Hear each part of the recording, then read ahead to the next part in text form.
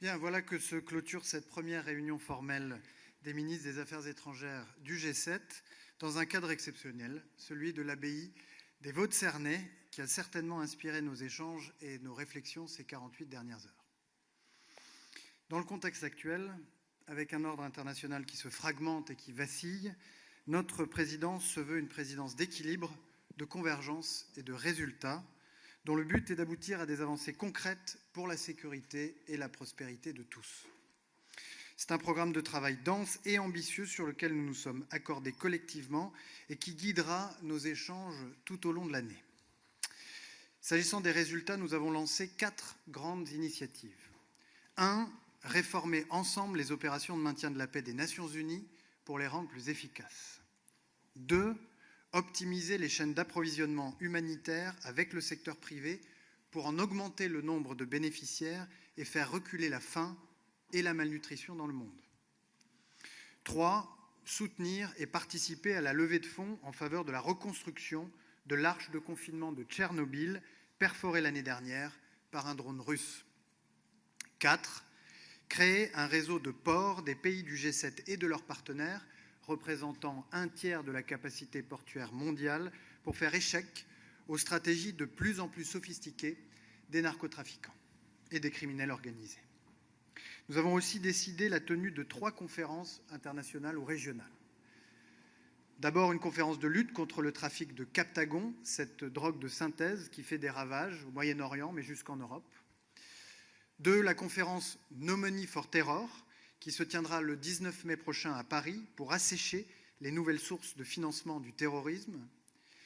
Et puis 3. Une conférence régionale sur la sécurité dans la Caraïbe qui aura lieu en juillet en Martinique et qui associera donc les pays membres du G7. Le G7 reste également et fondamentalement une enceinte utile pour nous coordonner étroitement et répondre aux grandes crises. C'est cette ambition qui a présidé à la création du G7 à l'initiative de la France, il y a 50 ans, à quelques kilomètres à peine d'ici, au château de Rambouillet. Sur l'Ukraine, nous avons réaffirmé, comme les chefs d'État et de gouvernement du G7 l'ont fait le 24 février dernier, notre soutien indéfectible à l'Ukraine dans la défense de son intégrité territoriale, de son droit à exister, de sa liberté, de son indépendance.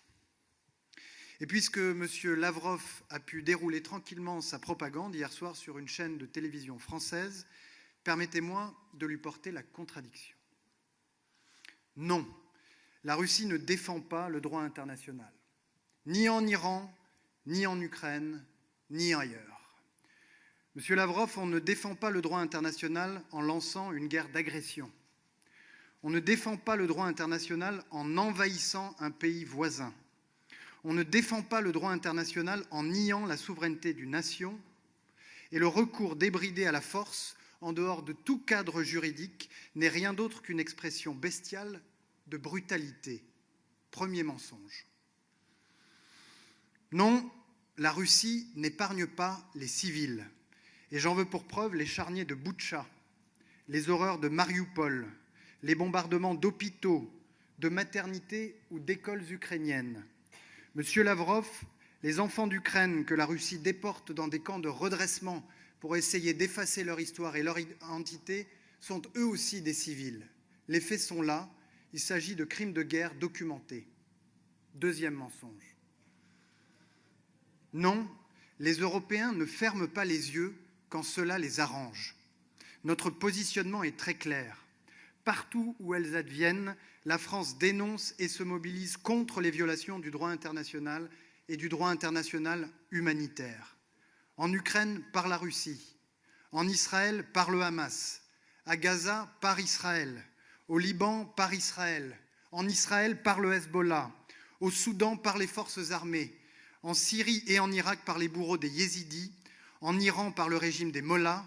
En Afghanistan, par les talibans. Monsieur Lavrov, si vous cherchez des preuves d'hypocrisie, n'allez pas loin, elles se trouvent dans votre propre camp. Troisième mensonge. Non, la France ne muselle pas les journalistes. Monsieur Lavrov, en Europe, on compte 20 000 médias d'information. Si seulement il y en avait autant en Russie. Chez vous, les rédactions indépendantes comme Novaya Gazeta, Echo of Moscow ou Doj TV ont été systématiquement fermées ou contraintes à l'exil. Et toute information allant contre la ligne officielle du Kremlin est tout simplement interdite. Les journalistes font face à des violences, des menaces et des intimidations. Je pense au sort réservé à la journaliste Anna Politkovskaya et aux nombreux journalistes tués ou poursuivis, y compris notre compatriote Anthony Lalican, pris pour cible par un drone russe sur le front ukrainien. Voilà la réalité, monsieur Lavrov. 4e mensonge. La liste est encore longue, je pourrais continuer longtemps. Comme j'ai été nominativement pris à partie par mon homologue russe, il me paraissait important de faire cette mise au point. Car répéter des mensonges à une heure de grande écoute n'en fait pas des vérités.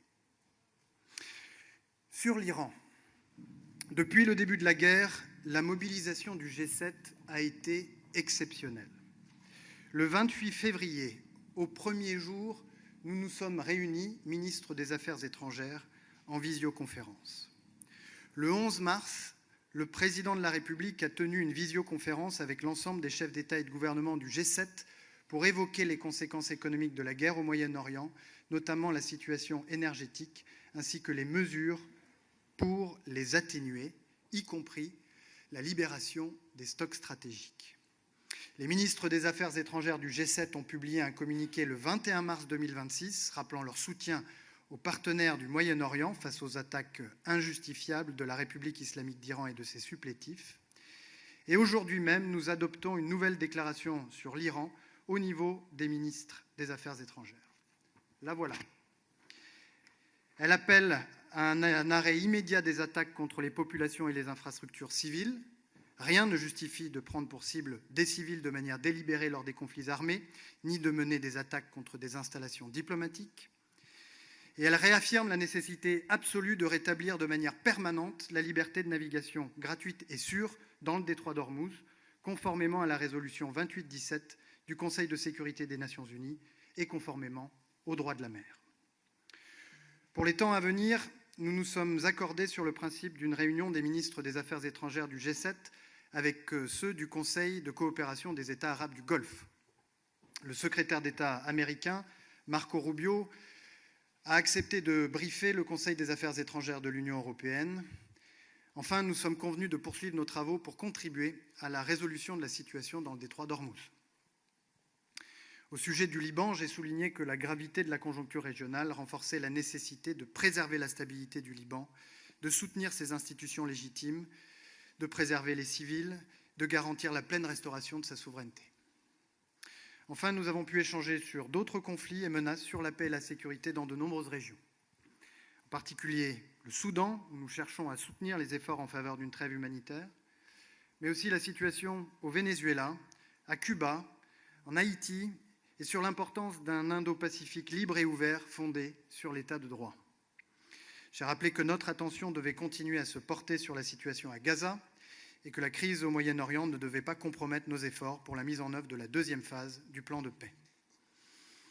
À l'heure de clôturer cette première réunion formelle des ministres des Affaires étrangères du G7, permettez-moi de dire quelques mots sur les perspectives pour la suite de la présidence française.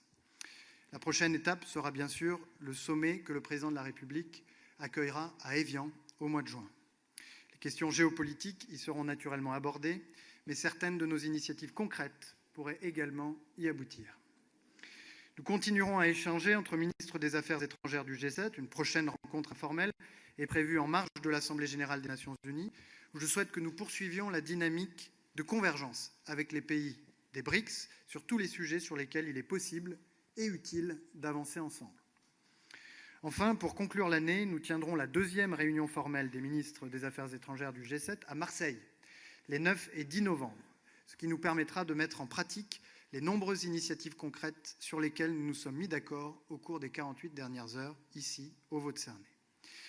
Et tout au long de l'année, la société civile, qui a un rôle primordial à jouer sur les questions de paix et de sécurité, sera associée à nos travaux. Merci, Monsieur le Ministre. Question. Merci. Bonjour, Monsieur le ministre, voici Madame France 24. Monsieur le ministre, le secrétaire d'État américain vous a briefé sur leur objectif de guerre. Est-ce que vous voyez plus clair aujourd'hui les objectifs américains de cette guerre contre l'Iran ou en Iran? Et puis, sur le détroit d'Ormuz, qu'est-ce que vous avez demandé, vous, les membres du G7, concrètement pour garantir la liberté de navigation? Et sur le Liban, une agence de l'ONU met en garde aujourd'hui contre un risque réel, une catastrophe humanitaire. Quelle est votre réaction d'abord? Et est-ce que vous pensez que c'est encore possible d'associer les deux théâtres libanais et iraniens? Merci. Beaucoup de questions.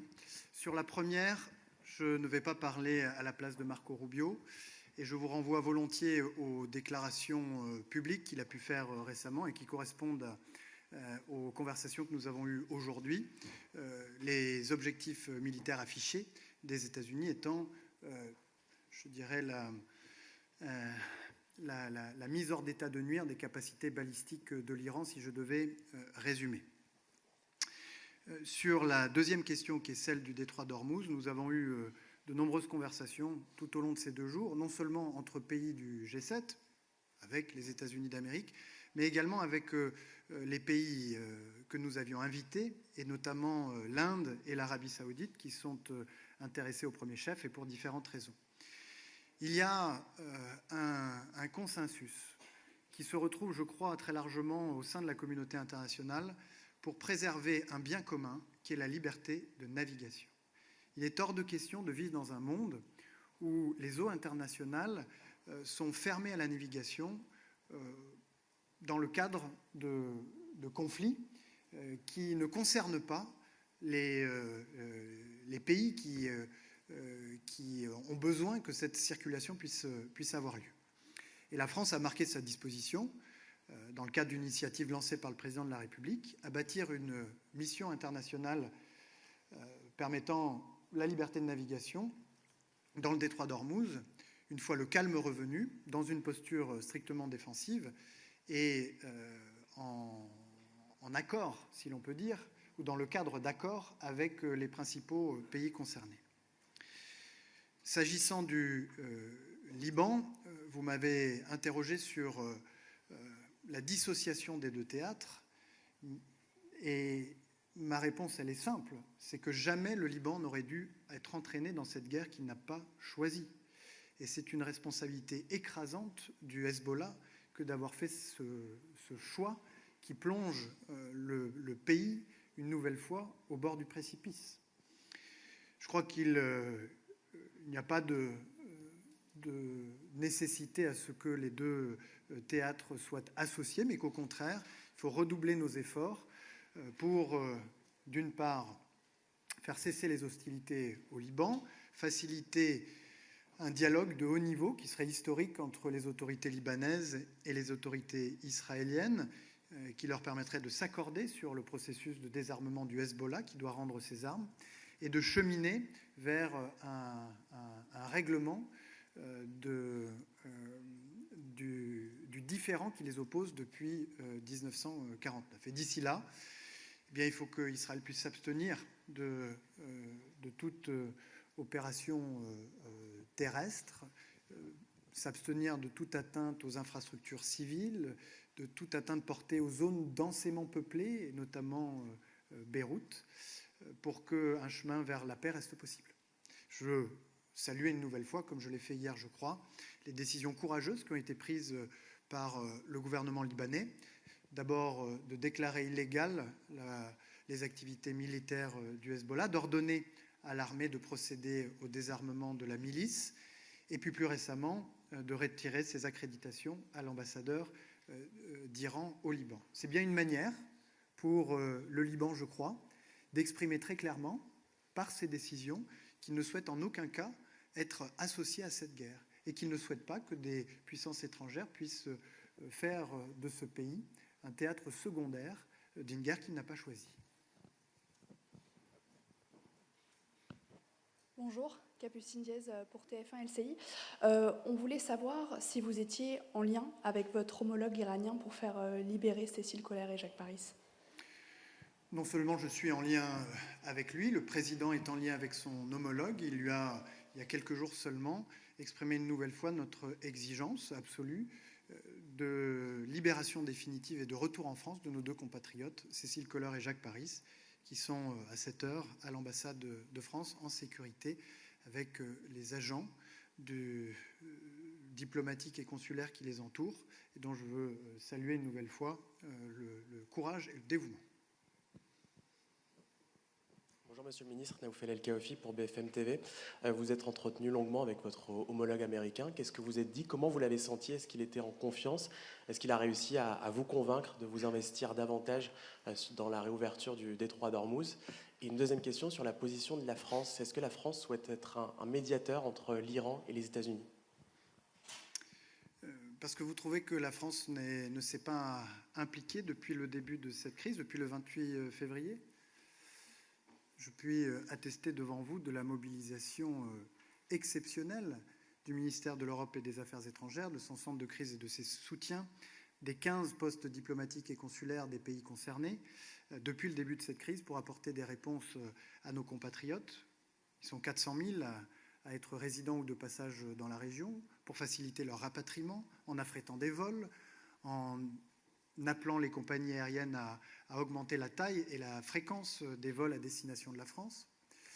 Je veux parler aussi de la mobilisation de nos armées, qui ont déployé en Méditerranée orientale des moyens considérables en vue d'apporter les éléments de sécurisation nécessaires pour nos ressortissants, mais aussi pour les pays qui sont nos partenaires dans la région du Golfe, mais aussi en Méditerranée, Chypre et d'autres.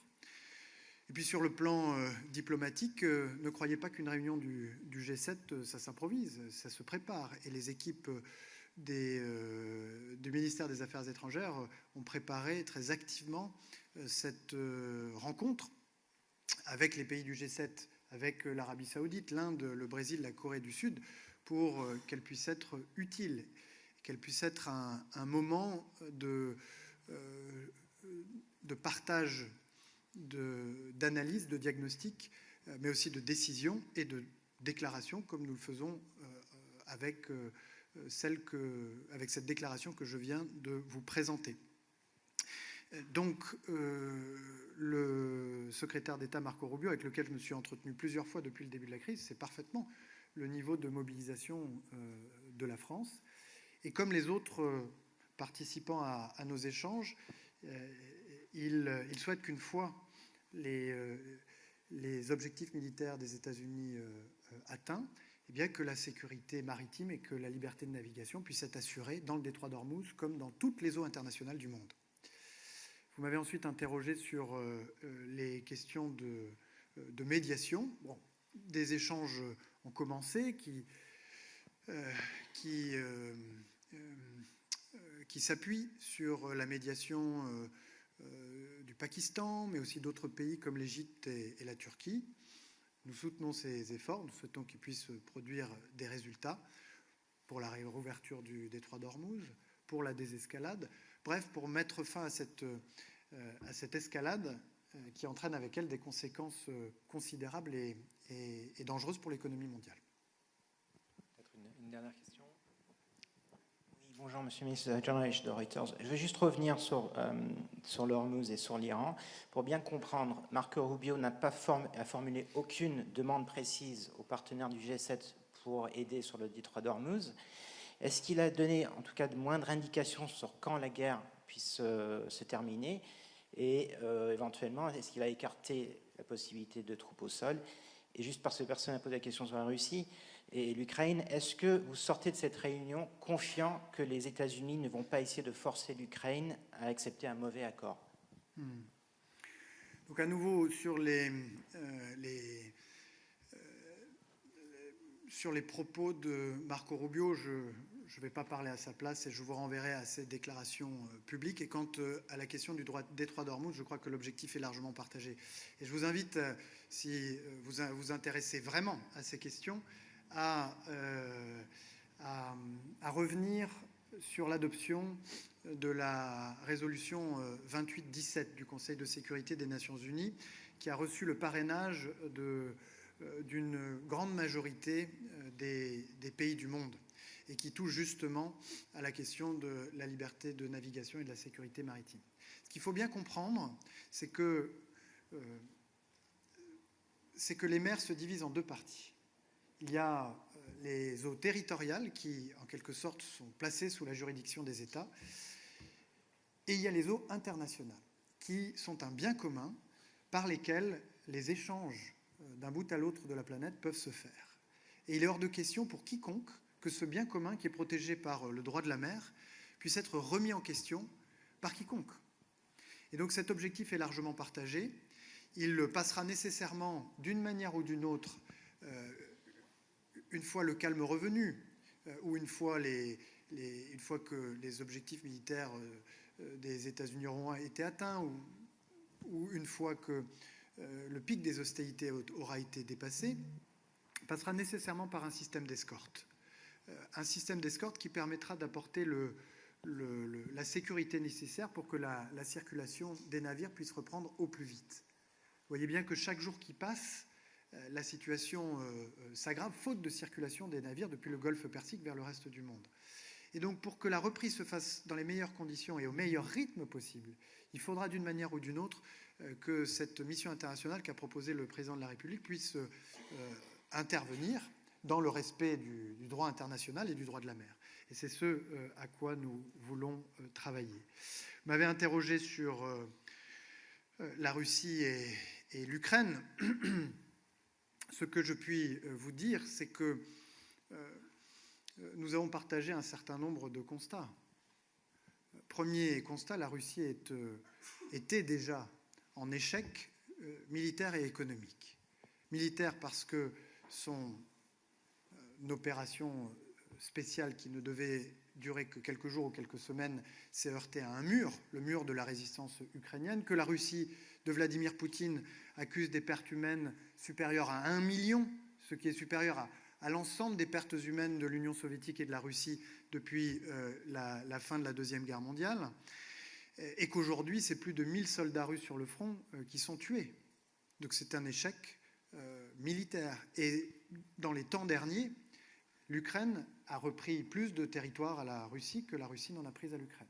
Un échec économique également, structurellement, même si la hausse des prix des hydrocarbures vont peut-être atténuer temporairement cette tendance très forte à l'appauvrissement de l'économie de la Russie de Vladimir Poutine, dont le secteur civil non militaire est asphyxié, dont les ressources budgétaires sont vides et qui entrera sans doute en récession dans le courant de l'année.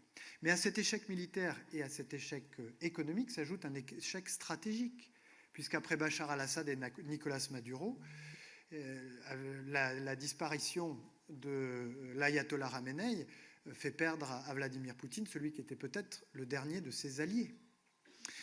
Nous avons également fait un autre constat, qui est que depuis le 24 février 2022, le G7 a été le plus fidèle, si l'on peut dire, ou un groupe de pays fidèles à l'Ukraine pour soutenir sa résistance. Tous les pays du G7, sans exception, ont pris des sanctions ou ont livré des équipements militaires, ou ont apporté des contributions financières qui ont permis de soutenir la résistance héroïque du peuple ukrainien contre l'envahisseur. Alors il est vrai que l'administration américaine, l'administration Trump, a voulu, lorsqu'elle a pris ses fonctions, accélérer le processus de négociation, prendre en charge la médiation, cependant que l'Europe prenait une part plus importante du soutien à l'Ukraine, comme nous l'avons montré, à la fois sur le plan financier, avec les 90 milliards d'euros du prêt, qui mettra l'Ukraine à l'abri de toute difficulté financière pendant 2 ans, mais aussi avec la coalition des volontaires, rassemblant une trentaine de pays qui, pour la première fois dans leur histoire, pour beaucoup d'entre eux, mettent en commun leur expertise et leur capacité militaire pour que la paix, une fois conclue, puisse être garantie. Ce sont ces constats que nous avons dressés en cohérence avec la déclaration des chefs d'État et de gouvernement du 24 février dernier. Et nous sommes résolus à continuer à soutenir l'Ukraine dans sa résistance contre l'envahisseur. Merci beaucoup. Merci, à bientôt.